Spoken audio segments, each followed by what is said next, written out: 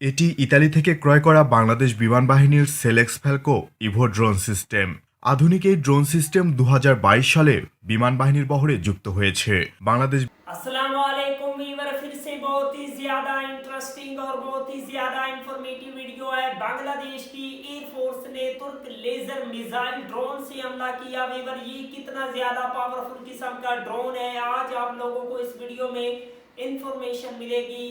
अभी तक चैनल को सब्सक्राइब नहीं किया हुआ तो जल्दी से हमारे चैनल को सब्सक्राइब कर लीजिएगा। विदाउट वेस्टिंग टाइम वीडियो को स्टार्ट करते हैं। এটি ইতালি থেকে ক্রয় করা বাংলাদেশ বিমান বাহিনীর সেলেক্স ফ্যালকো ইভো ড্রোন সিস্টেম। আধুনিক এই ড্রোন সিস্টেম 2022 সালে বিমান বাহিনীর বহরে যুক্ত হয়েছে। বাংলাদেশ বিমান বাহিনী ইতালি থেকে ক্রয় করা সেলেক্স ফ্যালকো ইভোয়ের দুটি লেটেস্ট ভার্সনই ক্রয় করেছে। দুটি ভার্সনের একটি আইএসআর ভার্সন, যেখানে এসএআর বসানো আছে।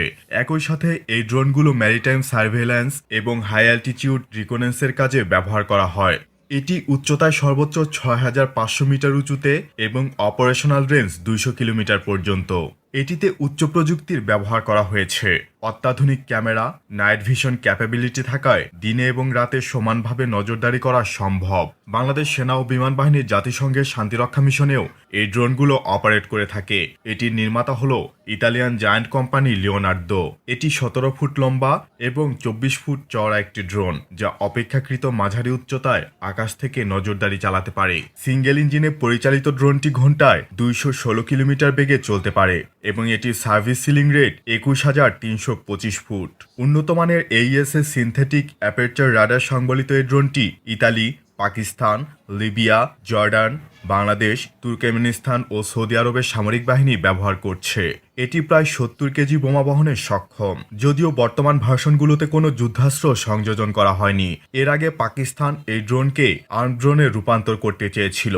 জানা মতে ইতালি তার অনুমতি দেয়নি, কিন্তু বাংলাদেশ সেটা করে ফেলেছে।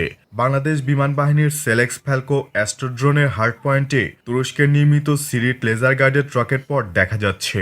প্রাথমিকভাবে এগুলোকে জ্যামার মনে করা হলেও আদতে এগুলো রকেট পড, যা তুরস্কের নির্মিত সিরিট লেজার গাইডেড রকেট বহন করে থাকে। বাংলাদেশ বিমান বাহিনী অফিসিয়ালিভাবে নিশ্চিত করেছে, সম্প্রতি সময় ডেলিভারি প্রাপ্ত ইতালির সেলেক্স ফ্যালকো অ্যাস্ট্রো ইউভিতে তুরস্কের নির্মিত Cirit 70mm laser guided ground attack missile integrate করেছে। আমরা কি মূলত সার্ভেলেন্সের জন্য কিনছি নাকি সার্ভেলেন্স চাইলে পেলোড ক্যারি করা যায় এবং লাইট অ্যাটাক হিসেবে ইউজ করা যাবে। তুরস্কের বিখ্যাত রকেটসান কোম্পানির নির্মিত লাইটওয়েট গ্রাউন্ড অ্যাটাক মিসাইল হল সিরিট। এটি মূলত লাইটওয়েট গ্রাউন্ড অ্যাটাক মিসাইল, যা ভূমিতে শত্রু স্থাপনা, আর্মড ভেহিকল, এন্টি পার্সোনেল রোলেও ব্যবহার করা যায়, যার সর্বোচ্চ অপারেশনাল রেঞ্জ 1.5 থেকে 8 kilometre. Warhead weight 3 KG initiative explosive. মিসাইলটির মোট ওজন 15 কেজি। এটির ইন্টিগ্রেশনের মাধ্যমে বাংলাদেশ বিমান বাহিনীর বহরে থাকা ফ্যালকো অ্যাস্ট্রোর ইউভিগুলোকে অ্যাটাক প্ল্যাটফর্মে রূপান্তরিত করতে সক্ষম হয়েছে, যা প্রশংসার দাবি রাখে। অর্থাৎ বাংলাদেশ বিমান বাহিনী তাদের বহরে থাকা ফ্যালকো ড্রোন দিয়ে সার্ভেলেন্স মিশনের পাশাপাশি অ্যাটাক মিশনও পরিচালনা করতে সক্ষম হবে। वाह वीवर, वेरी वेरी नाइस, बहुत ही जबरदस्त किस्म का ये तुर्क लेजर मिसाइल ड्रोन सिस्टम है और बांग्लादेश को इस किस्म की ड्रोन की नीड है और आई होप बांग्लादेश इस किस्म के ड्रोन को खुद बांग्लादेश में ही मेड करे और डिफरेंट कंट्री को सेल करके अपनी मिलिट्री को और भी ज्यादा स्ट्रॉन्ग करे। अगर बांग्लादेश को पावरफुल किस्म की मिलिट्री बनना है तो बांग्लादेश को खुद अपनी कंट्री में ही वेपन को मेड करना होगा, ताकि बांग्लादेश और भी ज्यादा स्ट्रॉन्ग हो। तो वीवर, अगर आप लोगों को इस किस्म की मजीद इंफॉर्मेटिव वीडियो देखनी है, जल्दी से हमारे चैनल को सब्सक्राइब कर लीजिएगा। मिलते हैं आपसे नेक्स्ट वीडियो में इंशाल्लाह, तब तक के लिए अल्लाह हाफिज।